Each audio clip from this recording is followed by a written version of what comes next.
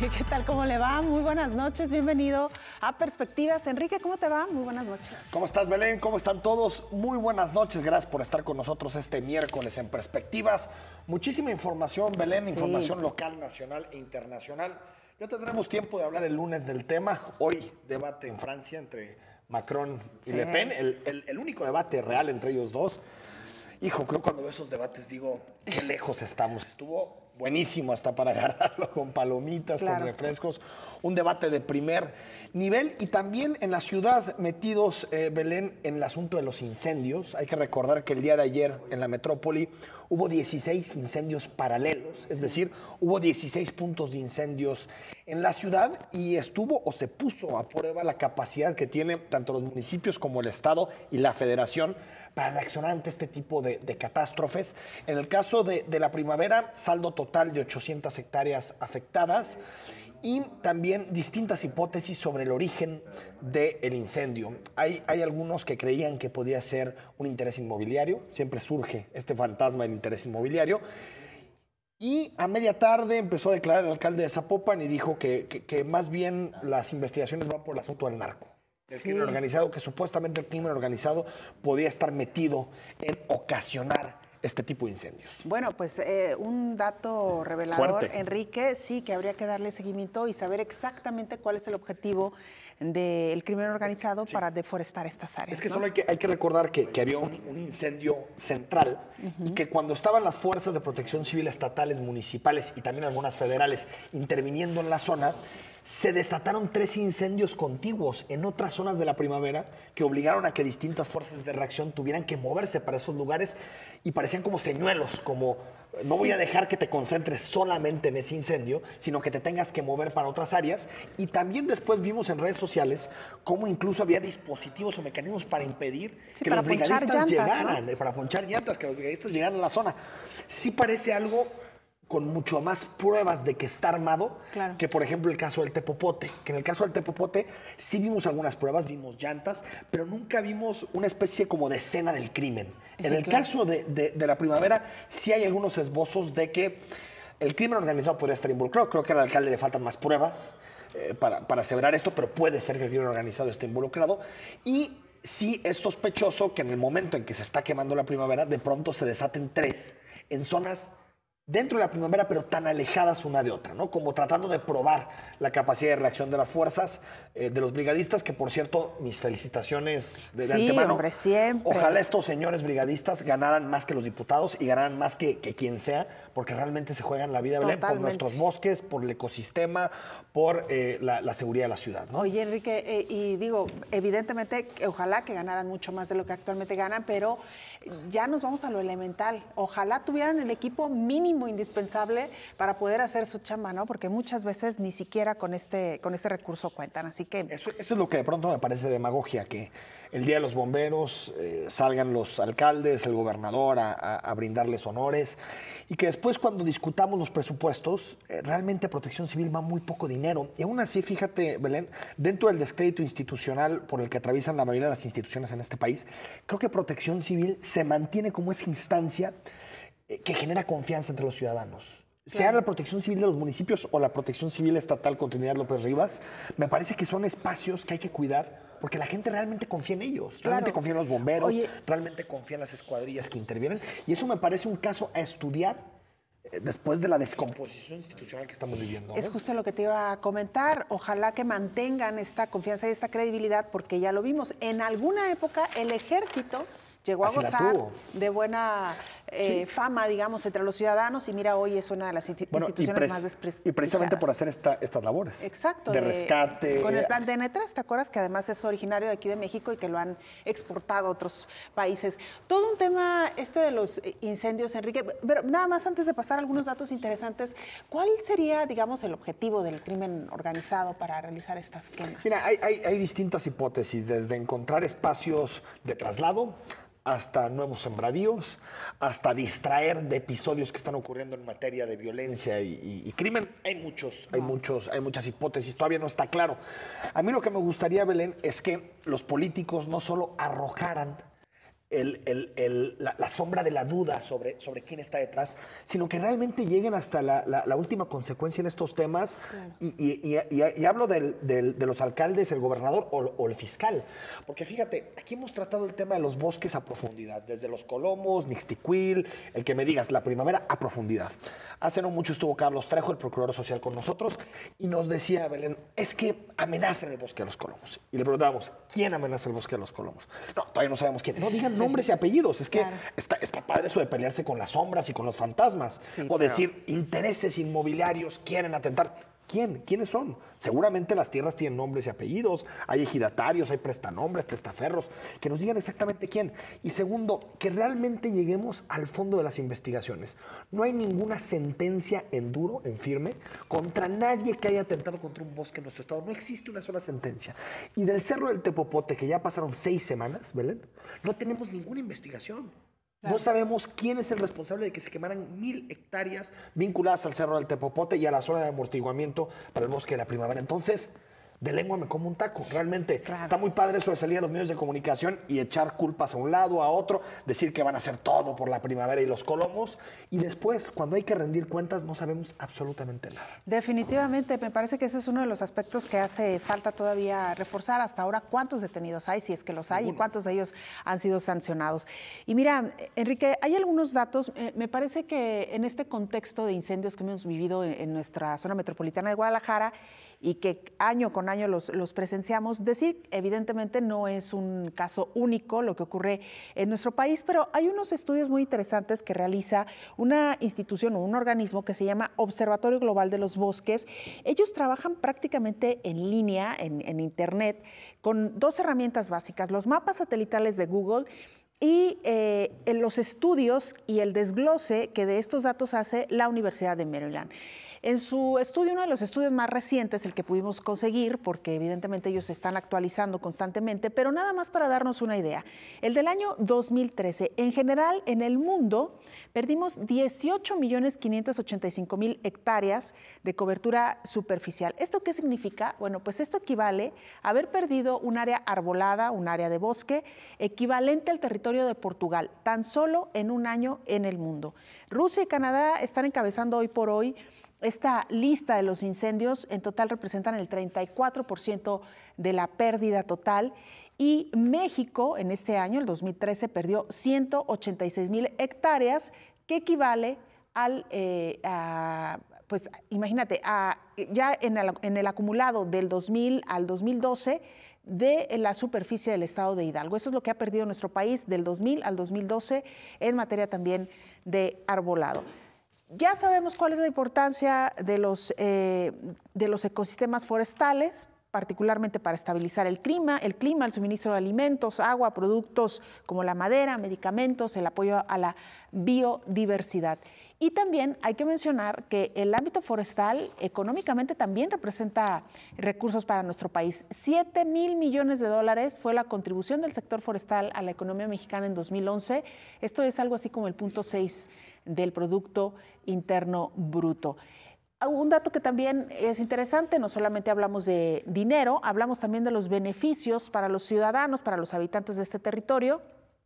Actualmente en nuestro país existen 2.043 millones de toneladas métricas de reserva de carbono. ¿Qué es la reserva de carbono y por qué es importante? Bueno, porque es nada más y nada menos que uno de los elementos indispensables para el sostenimiento de la vida. Así que, bueno, son algunos datos que nos reflejan la importancia económica, ecológica y de bienestar en la preservación y conservación de los bosques y cómo los estamos perdiendo a nivel mundial. Esta última gráfica que vemos es el mapa donde se especifica cuáles son las entidades que más sufren de pérdida de bosque, aunque hay que decirlo también que en lo que va del año, Jalisco es uno de los que encabeza la lista. Curiosamente, en el centro han comenzado a focalizarse estos incendios y nos referimos al estado de Michoacán y Jalisco, además de Oaxaca. 4.500 incendios, Enrique, tan solo en lo que va de este año, 130.000 hectáreas de selva baja, media y alta que se han perdido.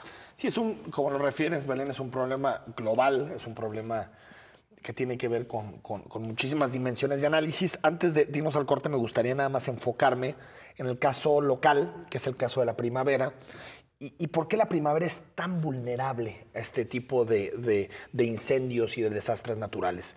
Te diría, uno, Belén, porque la estructura jurídica de la primavera sigue siendo obsoleta. Por más que, si recuerdas, se hizo una reforma a inicios de esta administración para darle autonomía a la primavera, un OPD, un organismo público descentralizado. Lo que te dicen las organizaciones sociales, y en particular aquí refiero al colectivo ecologista de Jalisco, es que es un OPD técnico de recomendaciones, pero realmente no tiene ningún diente. Es decir, administra algo de los recursos que ponen a disposición los ayuntamientos y el gobierno del Estado, pero realmente, si toman una decisión ahí y dicen, ¿sabes qué? Lo necesario es proteger el bosque de esta manera, o los municipios ese tipo de recomendaciones les hace lo que el viento a Juárez, o el gobierno del Estado prácticamente lo ignora. Es decir, es un OPD con autonomía, pero un OPD sin dientes y por lo tanto tiene muy pocas posibilidades de protección al bosque. No hemos llegado a una decisión de Estado, creo que es una decisión de Estado, de qué vamos a hacer con la triple propiedad que existe en el bosque. Porque una parte es propiedad pública, el 5%, sí, no es mucho. Después otra parte es propiedad ejidal y otra parte es propiedad privada. Y en realidad es muy complicado proteger un área en donde coexisten tres tipos de propiedades, en donde tú sabes los intereses de cada uno son distintos. El público, por supuesto, es proteger, conservar. El de los ejidatarios seguramente en un futuro tener alguna ganancia, igual que en el caso de los privados. Claro. Entonces, se vuelve algo muy complejo de administrar. Yo no sé cuánto costaría comprar la primavera, las 20 y tantas mil hectáreas que no son públicas. Sin embargo, es un debate que al menos hay que abrir. O sea, no te digo que el Estado lo tuviera que comprar, también puede ser que sea una cantidad totalmente prohibitiva, pero sí abrir un debate para decir, bueno, tal vez no adquiramos todo, pero sí los polígonos que permitan amortiguar y proteger, que ese es el debate de fondo. ¿Cuál va a ser el instrumento y el organismo que va a proteger al bosque? ¿Cuál va a ser el tipo de propiedad? Y tercero, que también me parece fundamental, la lana. ¿Cómo le vamos a hacer para supervisar? E incluso te diría, ¿por qué no hacemos que en un periodo, abril y mayo, por ejemplo, haya veda de ingreso en determinadas condiciones a la primavera? Porque tal parece también que mucha gente va con irresponsabilidad, hace una carne asada o hace lo que sea, sí, y les vale. Entonces se tienen que tomar medidas de fondo y no medidas de postureo, que me parece que de pronto los políticos tienen, vamos a rescatar la primavera y lo vamos a proteger. Medidas de fondo y no más, creo que, simulaciones en estos temas, ¿no? Claro, e interesante el punto que tocas, Enrique, el de la propiedad privada, hasta donde también hay algunos mecanismos para que estos dueños de alguna manera se comprometan también a preservar estas áreas y no a explotarlas. Es que los dueños van a querer hacer ganancias, es normal. Es que si yo tuviera una propiedad ahí diría, pues sí, tengo que tener alguna salida para hacer algo de dinero con mi propiedad. Por lo tanto, lo mejor es que se lo compre el ente gubernamental, claro, porque si no, van a buscar la forma. Sí, quitamos tentaciones. De explotar, tal cual. Bueno, no dejamos el tema porque regresando de la pausa, estaremos dialogando en este espacio con Alfredo Martín Ochoa, él es director de Medio Ambiente de Zapopan, un balance general de lo que nos han dejado los incendios, al menos en el municipio de Zapopan, en las últimas semanas. Vamos a la pausa y regresamos.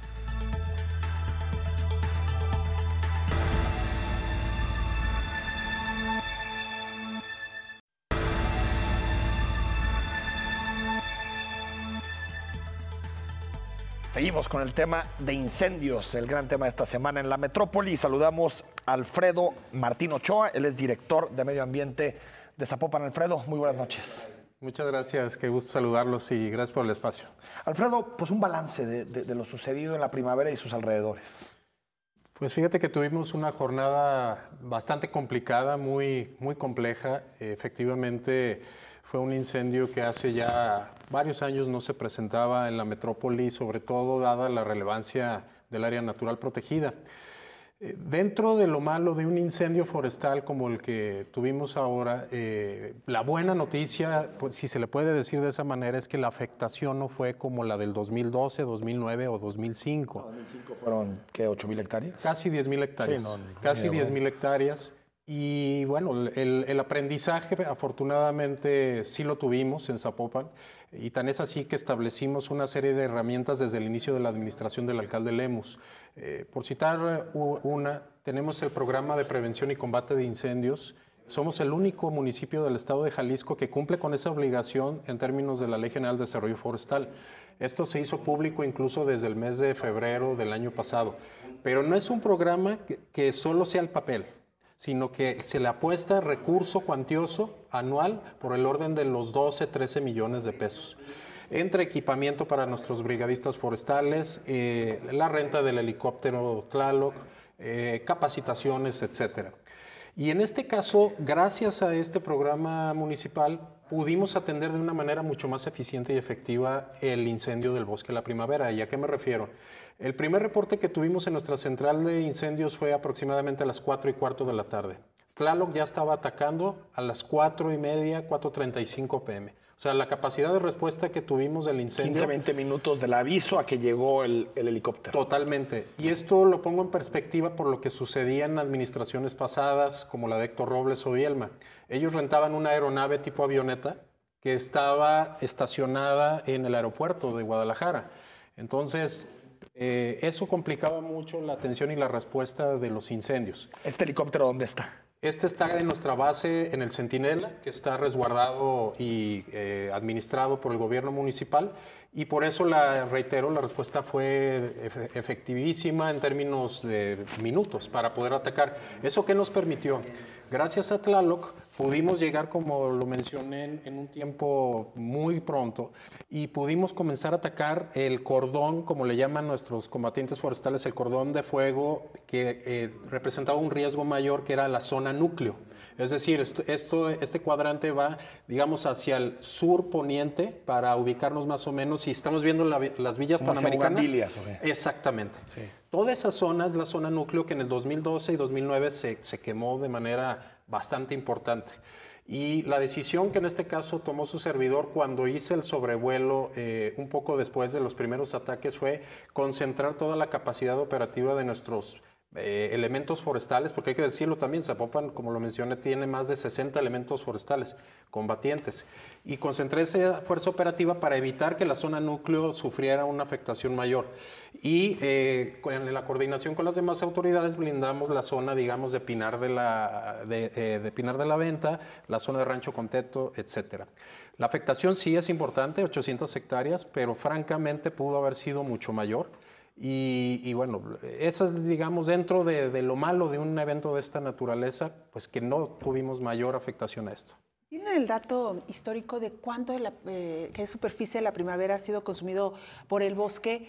Y también, ¿qué se ha hecho? ¿Qué se puede hacer después para resarcir este daño? Pues mira, la ley forestal, y los escuchaba con toda la razón, ustedes lo afirmaban, bueno, pues es que luego la autoridad a lo único que se dedica es, cuando hay un evento de esta naturaleza, bueno, ¿qué va a perseguir, qué va a investigar, qué va a sancionar? Y realmente nunca sucede nada. Totalmente de acuerdo con ustedes. Esa es una realidad y eso refleja la impunidad que priva desgraciadamente en nuestro país. La ley forestal, por eso, establece mecanismos muy puntuales en términos de prevención y combate de incendios. Y aquí yo lo he dicho ya públicamente. Los ejidos, pequeños propietarios, comunidades, son responsables también, corresponsables del cuidado de las áreas protegidas. Luego, la ciudadanía pues cree de manera incorrecta que los montes, los bosques son propiedad pública. Sí, y realmente tienen nombre y apellido. Sí. Ejidos, comunidades, reitero, y pequeños propietarios. Que hace todavía más complejo la protección. Que hace más complejo. Que sea tripartito, digamos, la propiedad, ¿no? Por supuesto, porque por eso en la ley se establecen obligaciones para que ellos hagan la primera acción de prevención e incluso de combate, conformando brigadas comunitarias, demás. Y eso no ha sucedido. Oye, Alfredo, un elemento que me parece interesante rescatar es la coordinación que tuvieron entre corporaciones locales, estatales y federales. Lo digo porque en otras materias como seguridad, pues no ha habido esa coordinación. Sería bueno que ahí le mandaras el tip al fiscal y al maguero, cómo se pusieron de acuerdo. Pero ¿cómo funciona esa coordinación y cómo es tan efectiva en materia de protección civil? Pues mira, en este caso, reitero, el programa de incendios que tenemos en Zapopan, el único en el estado y de los pocos en el país, establece un protocolo de actuación muy concreto. Ese protocolo prevé, entre otras cosas, los mecanismos de coordinación institucional. Por eso, previo a estos eventos, hemos tenido una serie de reuniones muy sustantivas y muy provechosas. Primero, con el OPD, con el cual tenemos una extraordinaria relación. Segundo, con la autoridad estatal y con la autoridad federal. Y aquí, la verdad, no hay distingos de colores, partidos. Aquí la importancia va por delante en la protección de los ecosistemas. Y ese protocolo se activó de inmediato. Y gracias a eso, cada quien hizo su parte y por eso logramos evitar un evento mayor, ¿no? ¿Quiénes están detrás de estos incendios? ¿Qué es lo que han podido investigar ustedes? Mira, estamos justo en esa parte, obviamente, en términos de competencias y facultades, quien lo debe de determinar, en su caso, pues es la Profepa por los daños o los delitos ambientales, junto con la PGR, porque esto configura un delito de orden federal, no local, eso es importante. Por ejemplo, en el Tepopote, Zapopan fue quien presentó las denuncias correspondientes ante ambas autoridades, pero no solo eso. Les dimos, como bien lo señalas, Enrique, lo señalaron ustedes, Belén, elementos de investigación o aportamos a la carpeta de investigación elementos como peritajes en materia de protección civil, donde nosotros pudimos advertir la presencia de llantas con aceleradores y combustibles en el Tepopote. Aportamos también la información de quiénes son los propietarios y poseedores también. Y salió ahí pensiones, en el Tepopote. Para que los investiguen. Bueno, ahí salió que Pensiones era el dueño de una buena parte. Bueno, sí me explico, o sea, estamos no solo presentando para la foto los documentos, estamos aportando los elementos jurídicos, técnicos, para que en este caso Profepa haga su chamba adecuadamente. Hicimos un levantamiento de los polígonos con la afectación, por ejemplo, en el caso del Tepopote, 1,225 hectáreas y establecimos cuáles de recurso natural, cuáles de hojarasca y pastizal, etcétera. Lo mismo haremos ahora en el caso de bugambilias y particularmente en el del bosque de la primavera. Estamos haciendo los levantamientos, en el caso de la pregunta que me hiciste, precisamente para determinar cómo hacen los polígonos, quién es propietario o poseedor de esas áreas. Pero el alcalde ya adelantó algo. Sí. Dijo que posiblemente era el crimen organizado. Sí. No sé si han encontrado algo que lleve a esos indicios. Mira, Enrique, yo tuve la oportunidad de hacer sobrevuelos varios el día de ayer en la zona y te puedo decir que es una zona, un área inaccesible para los paseantes. O sea, francamente, ahí para poder llegar, solo para que se den una idea, nuestros brigadistas tardaron un poco más de una hora, hora y media, pie tierra para llegar a la zona más complicada. Y sí, pudimos advertir en alguno de los vuelos a 2 sujetos vestidos de cierto color beige, donde no tenían por qué estar en esa zona. Obviamente, la prioridad en ese momento era el ataque, el combate, la defensa del bosque, pero ese tipo de presunciones nos hacen ver que eso iba dirigido, no solo eso. Levantamos un polígono y nos dimos cuenta cómo hay, digamos, una coincidencia en términos del inicio de varios incendios, desde Tala, el Arenal. Los 3 incendios aledaños. Aledaños. Cuando estábamos atacando el día de ayer con Tlaloc, tuvimos presencia de incendios en la zona de Rancho Contento. Nos prendieron 3 veces la zona de Pinar de la Venta. Cuando estaba el gobernador, justo en la conferencia de prensa en vivo, nos prendieron el Coli a espaldas. Y Tala también, ¿no? Bueno, el de Tala. Francamente son elementos que no puedes obviar y en esto no hay casualidad. Pareciera todo estratégicamente planeado. La pregunta ahora es, ¿para qué? ¿Para qué deforestar estas zonas? ¿Cuál sería el objetivo? Pues mira, no tengo idea y no soy quien yo para determinar eso. Para eso están las autoridades competentes, en este caso las fiscalías. Pero yo lo dije muy claro. Pues estos delincuentes ecocidas que no se metan con los ecosistemas. O sea, en este caso, pues aquí estamos de frente, la autoridad, se los decimos de frente y dejen de estar dañando a los ecosistemas y sobre todo a la salud de las personas. Escuchamos algunos datos sobre incendios en Jalisco. Sí.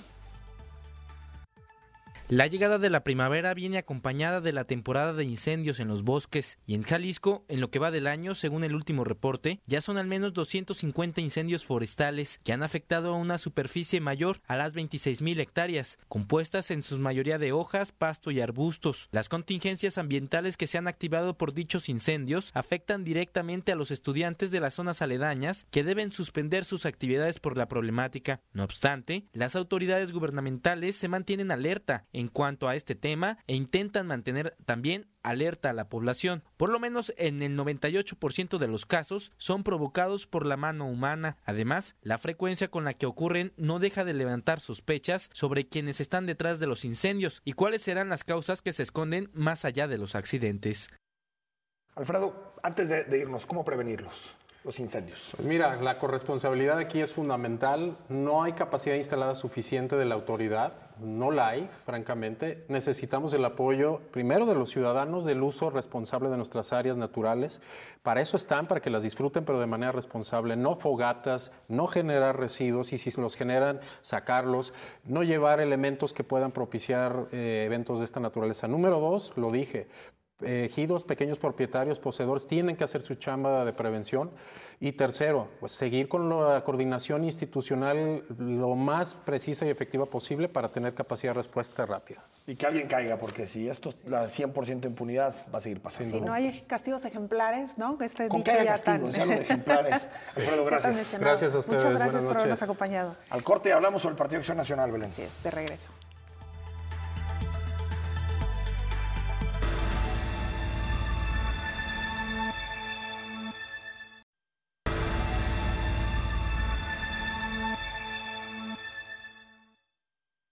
El Partido Acción Nacional fue el gran victorioso en el año electoral 2016, donde ganaron más gobernaturas como no lo habían hecho antes en su historia. Sin embargo, las disputas por la candidatura presidencial ya empiezan a generar tensiones que se ventilan en los medios de comunicación. El problema se ha dado porque la dirigencia nacional no ve con buenos ojos el activismo que hace el expresidente Felipe Calderón para que su esposa Margarita Zavala ocupe las boletas electorales en el año 2018. Además de Ricardo Anaya, las intenciones del exgobernador de Puebla, Rafael Moreno Valle, y la candidatura de Josefina Vázquez Mota en el Estado de México, que no levantan las encuestas, han hecho de todo esto un caldo de cultivo para que hoy más que nunca el PAN se vea al espejo y decida qué tan unidos enfrentarán la planeación del proceso electoral a la presidencia de la República.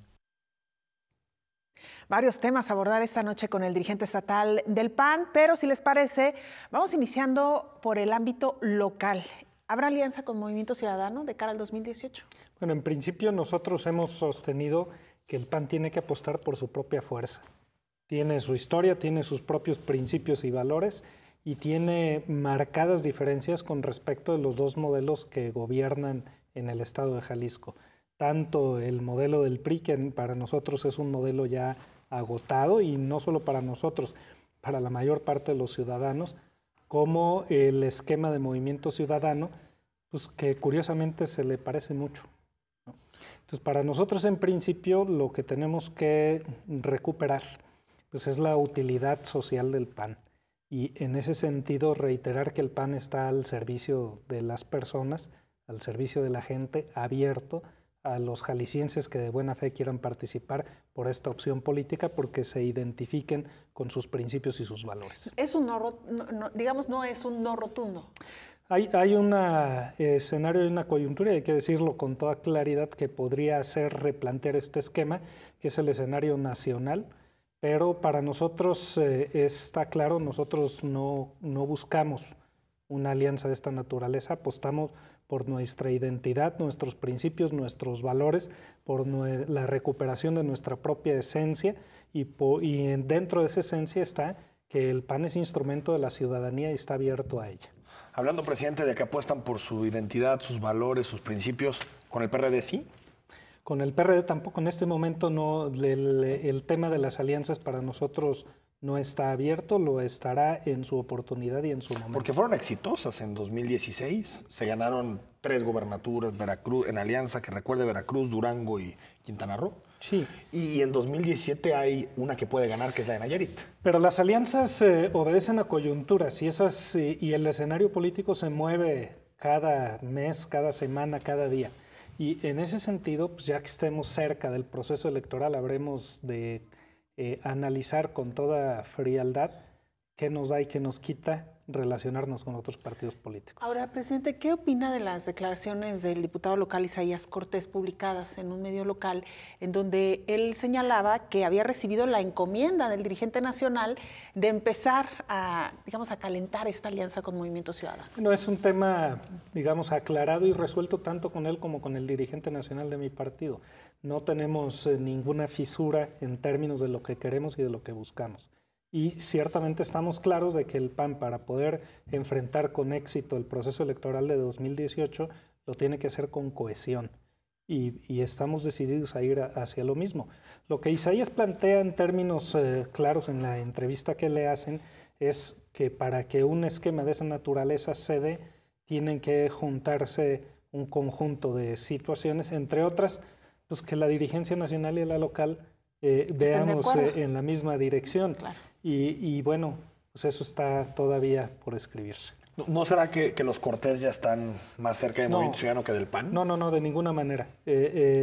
Yo creo que habiendo terminado, digamos, el periodo para que quienes quisieran cambiar de partido con intención de participar por uno distinto abandonaran las filas de las instituciones políticas, ahora sí que los que se quedaron pues lo hacen con interés de seguir participando por el PAN y seguir reconociendo en el PAN ese conjunto de principios y valores que le dan cohesión a la participación política. Ahora, presidente, creo que, y también es parte de la culpa y responsabilidad de nosotros los medios, que hemos hablado mucho de la vida interna de los partidos y poco de su proyecto y su programa político rumbo a 2018.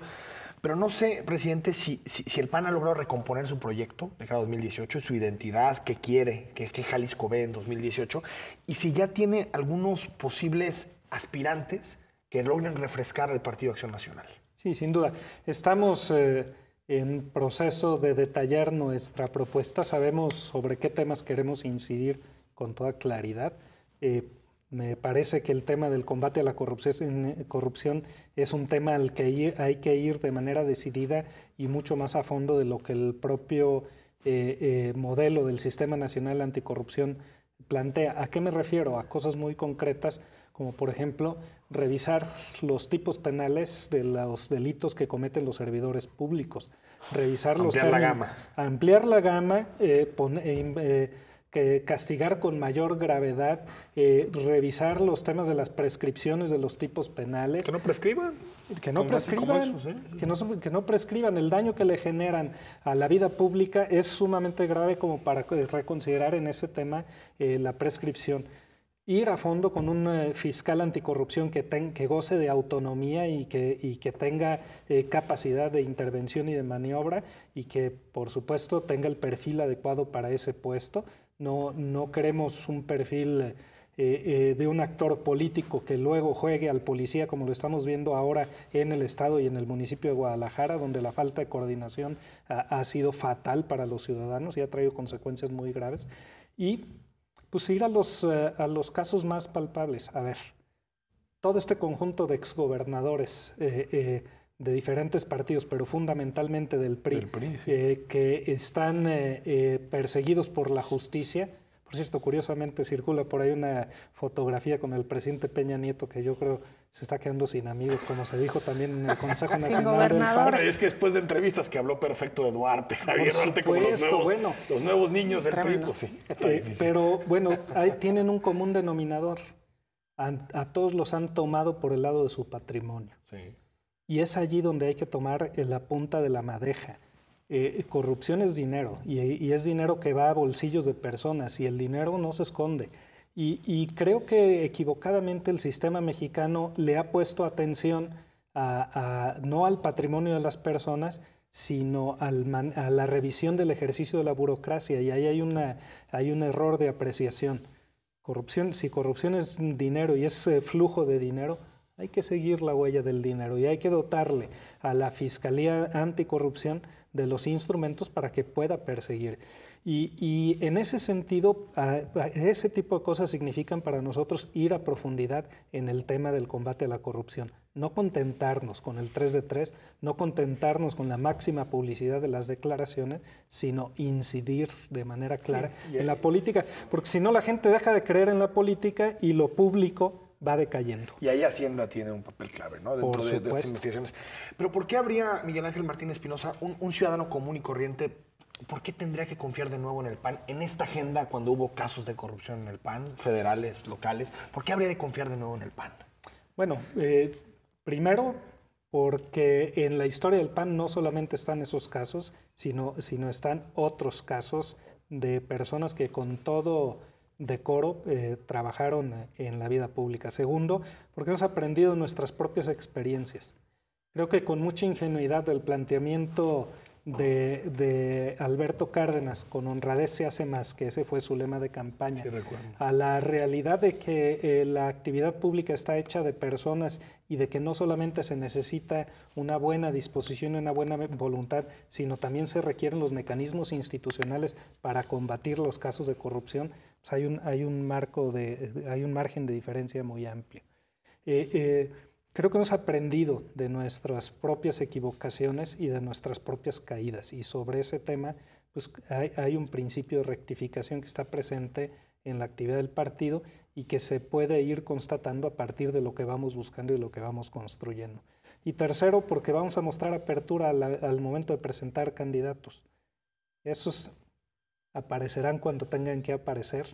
Pero habrá externos, ¿no estás diciendo? En buena medida sí hay apertura a las candidaturas que vienen del exterior, no de militantes de partidos políticos, sino fundamentalmente de auténticos ciudadanos. Empresarios, por ahí pudiera ser. Empresarios, profesionistas, personas con trayectoria en la vida social en términos generales, con una propuesta bien balanceada, ¿no? El PAN no es partido de clase empresarial. Pues, o sea, externos, pero del yunque. No, me acordé que alguna vez participé en una liga de fútbol y al equipo en el que participamos le llamamos el yunque. El yunque. Y demostramos que el yunque sí existía. Ah, sí, sí, bueno, está bien, al menos. Al menos en ese partido de fútbol. Preguntarle, el próximo 6 de mayo van a concluir ustedes el proceso de actualización de datos para actualizar, valga la redundancia, el padrón de militantes. ¿Cómo va, cómo avanza y qué resultados nos puede adelantar? Bien, yo creo que el PAN se va a acercar en el resultado final de su padrón al número de militantes que habitualmente participan en sus procesos internos. El PAN tiene un padrón de 37,000 miembros del PAN, miembros activos, de los cuales habitualmente participan entre 18 y 19,000. Y yo creo que es con lo que nos vamos a quedar porque es en realidad nuestra militancia real. A eso nos estamos acercando. Estamos a unos días de concluir el proceso. Por cierto, a los compañeros que todavía no han acudido a los comités municipales a refrendar su militancia, actualizar sus datos, pues los invitamos a que lo hagan en los horarios de oficina que tenemos abiertos según el calendario que hemos publicado. Yo creo que vamos a tener un buen reflejo de lo que es el PAN realmente, sin inflación de padrón y con una depuración, digamos, más y en términos ideológicos, presidente, ¿ha habido debate, por ejemplo, en cuestiones como libertades, matrimonios entre personas del mismo sexo, interrupción voluntaria del embarazo? ¿Ha habido un debate para buscar, no sé si modernizar es la palabra o si ajustar los principios del partido, o ese debate no ha existido? No, el debate es consustancial al PAN.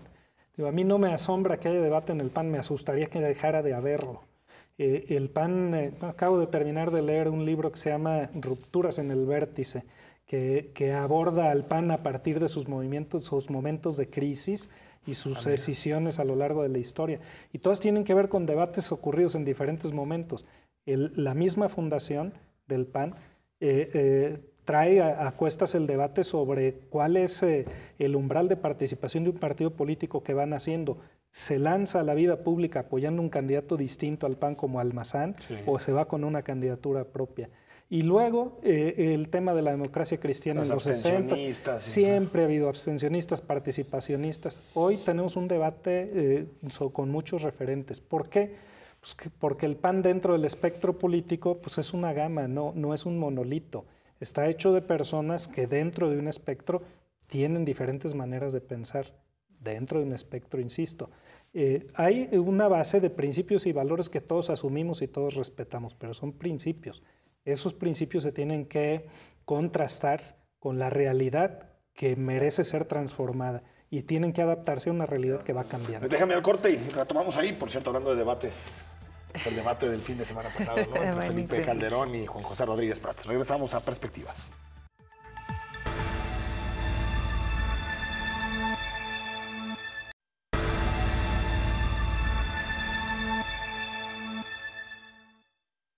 De vuelta en Perspectivas, platicando con Miguel Ángel Martínez Espinosa, presidente estatal del Partido Acción Nacional, y nos enteramos, Belén, por filtraciones a la prensa, Sí. en particular a dos periódicos, a Reforma y al Universal, de un acalorado debate que tuvieron en el seno del Consejo Nacional Felipe Calderón, expresidente de la República, y Juan José Rodríguez Prats, también con una carrera muy importante en Acción Nacional, entre ellos haber sido parte del Senado, en donde se recriminaban muchas cosas, pero para dejarlo, digamos, como en términos resumidos, se recriminaban, bueno, primero si le había invitado o no al PAN, cómo había sido el proceso, pero sobre todo lo que decía Felipe Calderón es no hay piso parejo y los procedimientos no están claros para elegir el candidato presidencial, porque obviamente él quiere que sea Margarita Zavala el candidato presidencial. Y por supuesto que está claro que hay que siempre estar a favor de que los partidos políticos tengan reglas claras y piso parejo. Sin embargo, no sé, presidente, si Felipe Calderón lo cumplió. Claro, que era parte de lo que le decía Juan José Rodríguez Prats, ¿no? Que él había impuesto a Sí. algunos de los dirigentes y que ahora quería imponer a su esposa como candidata a presidente. Bueno, es parte de la misma dinámica del PAN. Yo creo que a cada momento crítico, si uno hace caso de lo que hacen comentaristas a veces externos al PAN, pues casi auguraríamos su desaparición. Pero no, es demasiado, sí, no. Pero no hay tal, hombre, es parte de la misma dinámica del PAN y es parte de las mismas personalidades de Juan José Rodríguez Prats y de Felipe Calderón. Yo creo que el PAN tiene claro en este momento, y yo creo que esa fue la mayor conclusión de este Consejo Nacional, que estamos en un momento país en el que el PAN tiene que refrendar su utilidad para México y saberse instrumento de quienes piensan que este país puede tener una opción por la vía de lo que el PAN representa. Y saber también que en este momento el país no tiene demasiadas opciones. Y el Uno es PAN o Andrés Manuel. Es PAN o Andrés me Manuel parece López que ese va a ser Obrador, el debate, está ¿no? claro. Entonces, y el PAN no tiene derecho, nadie en el PAN tiene derecho a cancelar una opción que no es del PAN, que es de los ciudadanos que creen en el PAN. Y eso creo que es el fondo de la cuestión. El PAN sabrá resolver sus cuestiones internas y superar. No me espanta lo que se dijeron este par de personajes de la vida interna del partido. Los conozco a los dos, los dos son hombres de carácter fuerte, los dos son hombres claros en lo que dicen. Y bueno, pues estando en un espacio interno de liberación, pues se vale. El debate profundo ahí es si Ricardo Anaya, presidente nacional del PAN, está utilizando su puesto para lanzarse a la presidencia. Hombre, pero la reunión concluye con una oferta de Ricardo Anaya que es aceptada por el Consejo, incluida Margarita Zavala, Felipe Calderón, Rafael Moreno Valle, pues de convocar al diálogo para construir las reglas. Y ese es el fondo del tema. Y eso no lo filtraron, fíjate. No, eso no pasó. Pues pasa la anécdota y distrae la anécdota, pero en el fondo es esto. El PAN está consciente de que como instrumento de los ciudadanos que no militan en el PAN y que ven en el PAN una opción, como opción no les pertenece a los panistas, ni le pertenece a Ricardo Anaya, ni a Margarita Zavala, ni a Rafael Moreno Valle, ni a nadie. Es de la gente y no tenemos derecho de cancelar esta opción que es de los ciudadanos. ¿Y este amago de Felipe Calderón de abandonar el partido? No hay que sacarlo de contexto. Él ya había dicho eso hace un año o más, pero lo que él hace por una alusión de Rodríguez Prats es decir, no fue Margarita la que ha amagado con eso. Yo alguna vez lo dije, pero aquí estoy. Y me quiero morir como panista, eso dijo también. Sí, porque parece en el audio, creo que eso se tomó mal, en realidad lo que dice es, pues sí, en algún momento lo pensé, pero nunca, nunca lo dejé en claro. Sí, no es una, yo creo que ninguno de nosotros, yo mismo, pues ha tenido siempre segura su militancia. Hay momentos en que uno dice, pues, ¿qué estás haciendo, no? en este tema? Sigue uno porque tiene una vocación y cree que esa vocación se cristaliza a través de lo que el PAN representa. Pero yo creo que no hay que alarmarse. El PAN va a salir a flote y va a salir consciente de la utilidad que tiene para el país tener claras opciones y marcadamente distintas para la elección presidencial del 2018. si tú tuvieras que elegir un candidato, ¿quién te parece el mejor? No, el dirigente no tiene... Pero bueno, cualquiera de los del PAN, te lo es que digo se dice con toda mucho que el claridad. PAN Jalisco simpatiza con Ricardo Anaya. En el PAN Jalisco hay personas que simpatizan con Ricardo Anaya, personas que simpatizan con Margarita Zavala y personas que simpatizan con Rafael Es que te digo Moreno. porque, por ejemplo, Alberto Cárdenas, Alfonso Petersen lo han dejado muy claro, que apoyan a Margarita Zavala. Pero lo que se le llama el grupo comité directivo, donde tú estás como presidente, se dice mucho que apoya a Ricardo Anaya. Sin embargo, no hay que perder de vista que Miguel Ángel Martínez fue funcionario en el gabinete de Felipe Calderón. Podría presumirse por ahí una cercanía, una amistad, ¿no? No, bueno, pues los conozco pues, desde que era yo un adolescente, pero yo creo que la función de la dirigencia, sobre todo conscientes del momento que estamos viviendo, pues es garantizar efectivamente lo que todos piden, que no haya inclinación de las dirigencias y de manera indebida hacia un candidato u otro. Creo que cualquiera de los tres puede competir con toda seriedad y puede ser un contendiente claro a la presidencia de México. Y me queda claro que cualquiera de los tres es mejor que Andrés Manuel López Obrador. ¿Cómo ves el panorama en ese sentido, Miguel Ángel? Porque si vemos a nivel mundial, parece que se están configurando las elecciones en torno a dos polos, ¿no? Uno tiene que ver más con ciertos proyectos más moderados, en este caso de centro-derecha, que es el Partido de Acción Nacional, y otros proyectos mucho más rupturistas, ¿no? Como es el caso de Andrés Manuel López Obrador. No sé si crees que con tanta molestia con el sistema, con tanto hartazgo que vemos en las calles, si no parece el momento ideal para que gane Andrés Manuel. Bueno, pues las encuestas reflejan eso que tú dices, pero ponen al PAN de contendiente, o sea, y no un contendiente lejano o distante, sino un contendiente cercano. Entonces, yo creo que el PAN, con lo que representa, pues también en buena medida su apuesta fue siempre de ruptura y de inconformidad con el presente que se vive. Hay un documento que a mí me gusta mucho, que va a cumplir casi 50 años, que se llama Cambio Democrático de Estructuras, que hablaba justamente de cosas que ahora, al paso del tiempo, uno dice nos faltaron por hacer, ¿no? Porque las estructuras del país siguen siendo injustas, siguen generando desigualdad y siguen generando pobreza, porque el esquema de impartición de justicia sigue estando puesto a veces al servicio de intereses, o así se percibe por los ciudadanos, claro. Porque el tema de la seguridad pública pues está rebasado. El Estado mexicano, bueno, Jalisco ni hablemos. Hoy nos volvemos famosos porque el cártel Jalisco Nueva Generación es el líder en el país, y eso es de mucha preocupación y mucha gravedad para todos. Pero el tema del crimen está rebasando al Estado mexicano. Todas esas cosas hablan de estructuras que se agotaron y que hay que cambiarlas por estructuras que le den funcionamiento y viabilidad a lo que los jaliscienses y los mexicanos aspiran. Sí, es que ahí el asunto, y ahorita leo el par de mensajes que nos quedan, es si realmente parece que en temas económicos, en temas de seguridad, el PAN tiene un proyecto distinto, por ejemplo, al actual. Es decir, si tiene un proyecto distinto en materia económica, de repensar el modelo que tenemos de país, en las reformas, en seguridad, porque parece más bien continuidad, por ejemplo, en el caso de Peña Nieto, continuidad de lo que vivimos con Felipe Calderón. ¿Realmente hay un proyecto distinto del Partido de Acción Nacional?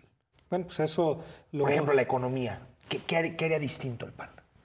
Que no está haciendo en este momento las reformas. No, yo creo que algo que no hicimos bien tiene que ver con haber disociado todo el esquema de crecimiento económico. Es decir, hubo crecimiento económico, hubo crecimiento de empresas.